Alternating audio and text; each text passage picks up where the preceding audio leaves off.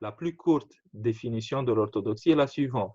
Dieu s'est fait homme pour que l'homme puisse devenir Dieu. J'explique.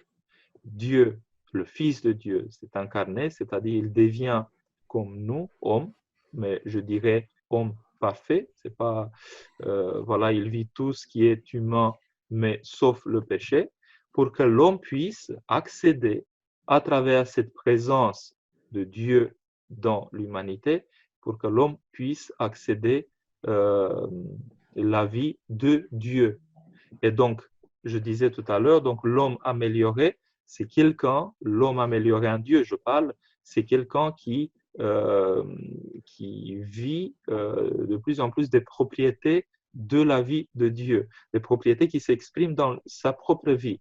Et ça, c'est très beau finalement, parce que le but, par exemple, d'une vie chrétienne, c'est tout simplement l'union avec Dieu et non pas d'avoir des propriétés spéciales et tout ça. Non, ça vient au paquet avec le reste, c'est-à-dire l'union avec Dieu fait que nous commencions à vivre ce que lui vit. Bon, maintenant, être orthodoxe, ce n'est pas une question uniquement de pouvoir humain. C'est-à-dire, on n'a pas de stratégie, on n'a pas de technique, si on peut dire, pour devenir orthodoxe ou être orthodoxe. Être orthodoxe, pour moi, c'est une chance de faire partie de l'Église, qu'on appelle une sainte catholique et apostolique, on peut expliciter ça, c'est-à-dire le milieu humain que Dieu a laissé dans le monde pour que les gens puissent s'approcher de lui. Donc, si vous voulez, l'Église est le milieu le plus important, le milieu, je dirais, essentiel pour que les gens, à travers les sacrements de l'Église, puissent sentir le souffle, voilà, de la grâce de Dieu dans leur vie. Tout ça, ce n'est pas théorique, ça passe par des choses extrêmement concrètes. Donc, quand quelqu'un vit l'orthodoxie, qu'est-ce qu'il doit faire? Mais en fait, étant partie de la vie de l'Église, comment on devient partie de la vie de l'Église? Mais par le baptême. Ok, donc le baptême, c'est la porte d'entrée dans la vie de l'Église. Pourquoi la porte d'entrée? Parce que c'est le Seigneur lui-même qui le dit que si, voilà, allez enseigner toutes les nations, je vous donne exactement l'évangile, leur apprenant tout ce que je vous ai prescrit. Voilà. Les baptisant au nom du Père et du Fils et du Saint-Esprit, leur apprenant tout ce que je vous ai prescrit. Et moi, je serai avec vous tous les jours jusqu'à la fin du monde, la fin des siècles. Voilà. Au-delà du temps, je dirais. Donc, on leur apprend ce qui est le Seigneur pour nous, ce qu'il a fait pour nous, ce qu'il veut faire pour nous, ce qu'il peut faire pour nous. On apprend en tant que personne. Donc, une personne se présente devant l'Église. L'Église n'est pas le bâtiment. L'Église, c'est la communauté de partout des gens qui sont rattachés, branchés, si on peut dire, à la vie de Dieu fait homme. Et donc, quelqu'un se présente devant, mais qu'est-ce qu'on fait? On lui apprend certaines choses, on lui explique à quoi il se prépare. Il se prépare pour une vie qui n'est pas uniquement humaine, n'est pas uniquement une vie selon les compétences humaines. C'est une vie plus profonde que celle-ci. C'est une vie, pardonnez-moi, mais je dirais vivante, c'est-à-dire par rapport à la vie morte qu'on peut vivre en gaspillant nos énergies de vie, c'est une vie qui exprime une plénitude, bien sûr à chercher toujours, mais à toucher aussi, qui n'a rien à voir avec la vie sans la grâce de Dieu. Donc la grâce nous apprend à faire de la même façon que Pierre a fait pour s'approcher sur les vagues de la mer du Seigneur. C'est-à-dire, lui, il demande la bénédiction pour aller vers le Seigneur sur les vagues, voilà, parce que c'était la tempête. Le Seigneur s'approchait de la barque comme ça, et le Seigneur lui dit, oui, viens. Il commence à marcher. À un certain moment, quand il regarde ce qu'il peut faire, il a peur. Et donc, il commence à s'effondrer. Et le Seigneur, il lui dit, homme avec peu de foi, pourquoi tu as douté? Mais comment on peut dire peu de foi à quelqu'un qui, à travers sa foi, il marchait sur la mer? C'était justement extraordinaire. Mais lui apprendre quand même que le moment qu'on plonge uniquement dans une compréhension, disons, strictement naturelle, le miracle perd sa consistance dans notre vie, c'est-à-dire on sort au fur et à mesure parce qu'il n'y a plus de coopération entre moi et Dieu. Donc, si on garde bien la main de Dieu, on résiste de marcher sur la mer. Mais si on commence à sentir plus fort ce qui est uniquement humain, on risque de s'effondrer, c'est-à-dire de perdre justement le pouvoir de faire plus que l'humain. Donc, je ferme toutes les parenthèses pour revenir. Donc, quand on vit la vie de l'Église, marcher comme Pierre sur la surface des choses qui interviennent dans notre vie, c'est un défi permanent. C'est-à-dire, c'est une question euh, euh, de pratique, si on peut dire, à l'ordre du jour. Donc, cette vie-là est vraiment très différente d'une vie qui ne cherche pas, dans votre cas, par exemple, la bénédiction du maquillage, qui ne cherche pas la préparation par le carême, voilà, et tout ça. On a toute la liberté, nous avons tous toute la liberté de ne pas suivre le Seigneur et de mener une vie, disons, indifférente par rapport à son appel. Et la loi nous permet de faire ça. On n'est pas obligé par la loi d'être chrétien, mais nous avons la liberté par la loi d'être chrétien, parce que cette liberté, c'est une liberté d'abord à l'intérieur de l'être humain. Et dans cette liberté, on peut faire nos propres choix. Donc, quand on se prépare, par exemple, pour être orthodoxe, on comprend qu'en fait, cette orthodoxie n'est pas le parti, disons, ecclésiastique, pour ne pas dire politique, d'une catégorie plus grande qui est la catégorie de tous les chrétiens, mais c'est la quête profonde de faire part au corps du Christ tel que nous le connaissons depuis 2000 ans. L'Église, et nous avons cette continuité avec l'Église depuis toujours par l'ordination à travers les évêques. Donc, il y a une continuation d'ordination qui fait 2000 ans, 2000 et encore un tout petit peu, voilà, qui fait que nous sommes en ligne directe, si on peut dire, avec tous ceux qui ont vécu le christianisme dès le départ. Et il faut savoir qu'ici en France, on a vécu ce christianisme primaire et d'origine, si on peut dire, dès le départ, parce que il y a des grands noms des saints qui ont vécu voilà, le christianisme tel que nous le connaissons, l'exprimons à travers l'orthodoxie. Pour nous, c'est des orthodoxes, c'est-à-dire les saints du premier millénaire, plus ou moins, voilà, avec une petite marche, voilà, c'est vraiment, ils font partie de l'orthodoxie. Parce qu'ils témoignaient de la même façon que nous à l'heure actuelle.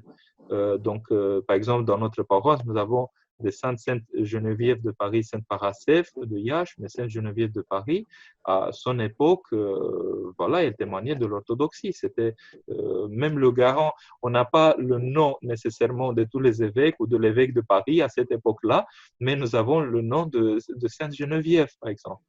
Mais nous avons aussi, bien sûr, dans l'histoire de la France, Saint-Martin de Tours, par exemple, Saint-Romy de Reims, voilà, et tout ça, c'est des figures tout à fait remarquables de sainteté. Ça fait partie de l'orthodoxie universelle. Voilà. Bon, donc je fais encore aussi cette parenthèse-là en disant qu'à l'heure actuelle, être orthodoxe, ce n'est pas une question culturelle, c'est une question de choix profond de notre vie et d'assumer, si vous voulez, on cherche tout simplement d'être en continuité avec tout ce qu'on a vécu dans la vie de l'Église depuis toujours. Donc, notre théologie chrétienne, c'est une théologie en lien direct avec tous les conseils écuméniques, au moins les premiers 7 conseils écuméniques qui étaient vraiment écuméniques, c'est-à-dire qui concernaient toute la vie chrétienne sur la terre, on peut dire. Et donc, il n'y a pas de changement de doctrine, il n'y a pas de changement en quoi que ce soit par rapport à la doctrine exprimée et manifestée lors de ces conciles. Voilà, pour vous offrir une vision sur l'orthodoxie. qui comporte aussi des difficultés à l'heure actuelle. Il ne faut pas être idéaliste, c'est-à-dire on a aussi des dégâts, si on peut dire, au niveau de la communion, au niveau de la compréhension de certaines choses dans la vie orthodoxe actuelle. Mais ça ne gêne pas comment dire, d'être orthodoxe chacun d'entre nous et de continuer à vivre l'orthodoxie. C'est-à-dire, malgré les difficultés qui sont présentes à n'importe quelle époque dans l'histoire de l'humanité, on identifie bien le corpus, l'enseignement de l'Église, on le vit. Voilà. Voilà, je reviens maintenant vers vous. Cet enregistrement, vous inquiétez pas, on va découper peut-être ce que je fais moi-même. Voilà, pour ne pas. Mais on peut l'utiliser aussi pour d'autres personnes qui essaient de s'approcher un tout petit peu compréhension de la vie chrétienne, de la vie orthodoxe. Mais moi, je comprends très bien ce que vous dites, mais il y a quand même un côté culturel également, puisque sans ce côté culturel, comment connaître l'orthodoxie? Enfin, qu'est-ce qui m'aurait mené à l'orthodoxie si je Oui, n'avais pas connu Irina, par exemple? tout à fait. C'est-à-dire, le côté culturel est très important. Si vous voulez, je peux même, voilà, je vous montre quelque chose.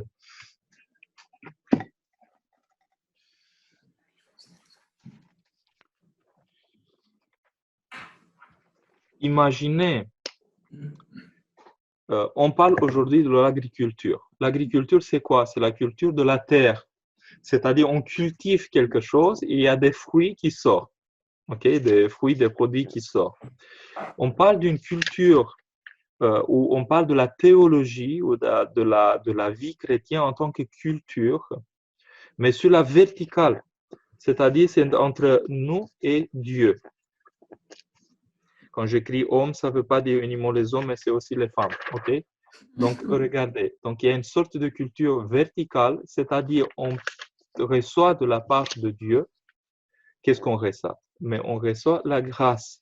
Quand je dis la grâce, ça veut dire c'est les énergies ancrées, c'est-à-dire tout ce qu'il peut mettre dans sa création pour que sa création s'accomplisse, si on peut dire. Mais c'est une différence entre l'accomplissement de la nature et l'accomplissement de l'être humain. Donc voilà, disons que c'est une culture, c'est comme une culture, sauf que c'est une anthropoculture, c'est-à-dire on cultive l'homme. Selon les critères rédempteurs de la grâce de Dieu. Donc, la grâce de Dieu, c'est les énergies, ce qui vient de la part de Dieu, voilà, pour nourrir l'homme.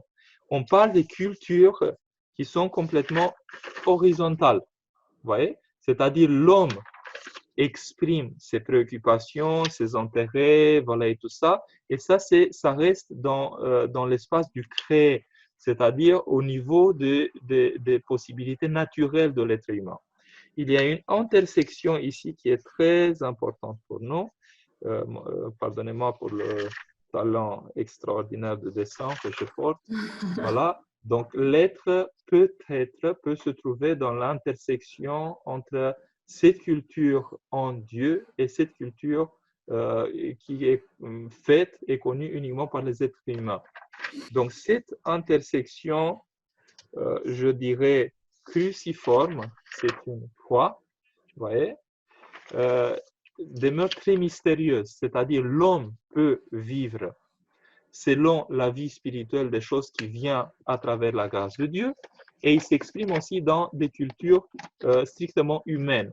Donc la culture humaine se nourrit de la culture, disons, de Dieu. Et la culture de Dieu, c'est tout ce qu'on exprime selon la grâce, vous voyez. Mais après, on exprime par des choses humaines. Donc, finalement, il y a tout un mélange entre ce qu'on reçoit, ce qu'on ressent en Dieu et qui s'exprime dans la culture humaine. Les cultures humaines, disons strictement humaines, mais ce n'est pas uniquement strictement humaine parce que toute culture parle d'une inspiration, sauf que on peut avoir une inspiration naturelle, mais on peut avoir aussi une inspiration de la part de Dieu. Mais de toute façon, la culture est extrêmement importante. sauf que la culture, disons, spécifique à la vie de l'Église porte des inspirations qui sont au-delà des compétences humaines, qui transgressent les compétences humaines, qui sont plus profondes que le résultat exclusif d'une compétence humaine. Mais, par exemple, un saint contemporain, saint l'archimandrite Sophronie Sakharov, donc saint Sophronie, dit la chose suivante: pour faire une vraie mission orthodoxe, il te faut deux conditions. Tu as deux conditions. La première, imaginez bien ce que je dis, avoir la présence de l'Esprit Saint en toi.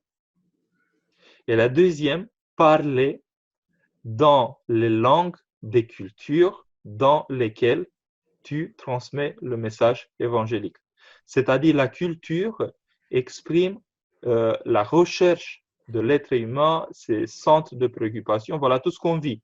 Il y a des cultures techniques, il y a des cultures, voilà, des cultures, tu rencontres les gens du coin, voilà, tu échanges quelque chose, il y a toute une culture, tout un développement humain entre les gens, les différentes personnes et tout ça. C'est des cultures différentes que tu vis à l'ordre du jour. Donc le christianisme doit et peut s'exprimer à l'intérieur de ces cultures. C'est-à-dire, je rencontre quelqu'un sur la rue, mais moi je suis chrétien, et il me dit, oh, j'espère que le coronavirus va passer vite. Et je dirais, disons, avec l'aide de Dieu, je l'espère moi aussi, parce que je sens, et moi, je sens. C'est-à-dire, on a eu quelques jours, par exemple, on a senti certaines choses qui ne marchaient pas très bien au niveau de la poitrine, par exemple, parce qu'on a touché ces personnes il y a 2 semaines. Je vous dis en toute franchise, voilà, on s'est mis en genoux devant le Seigneur, voilà, pour nous aider. J'ai touché des reliques, on a pris la communion, j'ai prié devant les icônes, et tout ça, c'est des gestes d'une normalité, disons, écrasante pour nous, mais qui ne sont pas à disposition de tous si on n'a pas la même codification à l'intérieur, c'est-à-dire si on ne sait pas comment agir en tant que chrétien, mais on n'agit pas comme ça. Les gens, par exemple, ici en France, sortent à 20 heures du soir pour applaudir les médecins. Mais dans les premiers jours, je peux vous dire, parce qu'on a des médecins aussi roumains qui travaillent ici, qui nous disent, oui, mais non, on sent très mal ça. Parce que d'un côté, eux, ils applaudissent, ils se sentent bien, c'est-à-dire ils transmettent leur reconnaissance et tout ça, mais dans la journée, ils se sentent bien, c'est-à-dire ils se déplacent ensemble dans les bus et tout ça, ils respirent ensemble, et le nombre de cas grands dans les hôpitaux, nous on se met en danger parce qu'on n'a même pas ce qu'il nous faut. Ils nous ont dit dans le premier jour, peut-être les choses se sont améliorées entre-temps. C'est vraiment, voilà, c'est un désastre parce que finalement, d'un côté, on dit on vous apprécie beaucoup pour tout ce que vous faites et en même temps, on se jette en quelque sorte voilà, dans les bras de la maladie, on tombe dans la tête de ceux qui sont applaudis chaque soir. Donc, une autre différence, par exemple, en Italie, c'était très beau finalement, ils sont sortis sur les balcons pour chanter, pour jouer, interpréter ensemble et tout ça. C'est un geste disons, de liberté et de courage finalement et une manifestation de la communion les uns avec les autres. J'ai vu même dans des balcons différents, c'est-à-dire c'était au premier étage, en fait au premier et deuxième je pense. Au premier c'était les instruments, non, au deuxième c'était les instruments, au premier c'était la dame qui chantait, qui jouait avec sa voix. Bon, je ne sais pas comment ils ont pu répéter, mais ça marchait extrêmement bien. Voilà. Peut-être les autres ont dû supporter aussi les préparations. Mais j'ai vu en Grèce, il y a 2 ou 3 jours, j'ai vu que, par exemple, qu'ils sortent sur les balcons, mais qui font des prières ensemble, qui chantent ensemble, qui interprètent des hymnes à la Mère de Dieu. Donc, voilà, c'est beau d'un côté de l'autre. Je ne juge pas les uns les autres. C'est tout simplement, on exprime ce qu'on ressent le plus ce jour-là, justement pour tirer profit spirituellement. Donc, je reviens. Donc, la culture est extrêmement importante. On nie pas l'existence de la culture en général. On dit tout simplement que la vie chrétienne c'est que Dieu cultive l'être humain, donc c'est aussi une culture, une anthropoculture, ou un roman, quelqu'un qui a dit, très inspiré, la culture de l'esprit, c'est-à-dire c'est l'esprit qui cultive les êtres humains, et que cette culture se mélange, elle doit se mélanger. C'est une grande faute de ne plus mélanger la culture de Dieu avec les cultures en général. Parce que les cultures en général, c'est comme une nourriture qu'on transmet aux autres à travers cette nourriture de quoi ils doivent vivre la culture. C'est pour cela qu'on fait de la culture, pour vivre avec. Et donc, si cette culture-là ne témoigne plus Dieu parce que pour des raisons différentes, nous l'avons oublié, et les gens ne se nourrissent pas avec la présence de Dieu. Donc, ça dépend. Après, chaque pays a une orientation plus ou moins chrétienne. Ça dépend de chaque pays. Mais nous, en Roumanie, on est très habitués avec cette culture. Bon, à des niveaux différents, même au niveau de qualité, je dirais. On peut faire le signe de la croix, dire qu'on est très croyant et tout ça, et mettre l'autre en danger. Par exemple, dans le bus ou je ne sais pas, dans la rue. Donc, il nous faut aussi une sensibilité, une bonté, une compréhension spirituelle sensible, si on peut dire, aux besoins de l'autre. Bon, si vous avez une autre question, sinon on va s'arrêter. Donc, ce qu'on parle à l'heure actuelle, on parle de l'orthodoxie pour l'instant. On n'a pas touché mariage ou autre, voilà. On parle de l'orthodoxie, c'est-à-dire de quelle façon on doit comprendre la normalité d'une vie en Christ exprimée de la façon orthodoxe.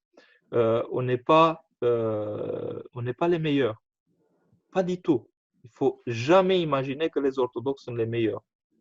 Mais en même temps, l'orthodoxie, c'est le meilleur christianisme qu'on peut avoir sur la terre. Ce n'est pas notre mérite.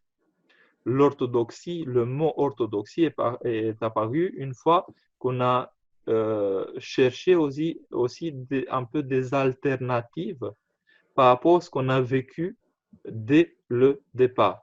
Donc, quand on parle de l'orthodoxie, on parle du christianisme authentique, ancien, profond, avec toute sa charge, pas virale, mais sanctificatrice. Voilà. Et on le cherche, il demeure mystérieux pour nous, mais la vie de l'Église ne le présente pas le vécu humain.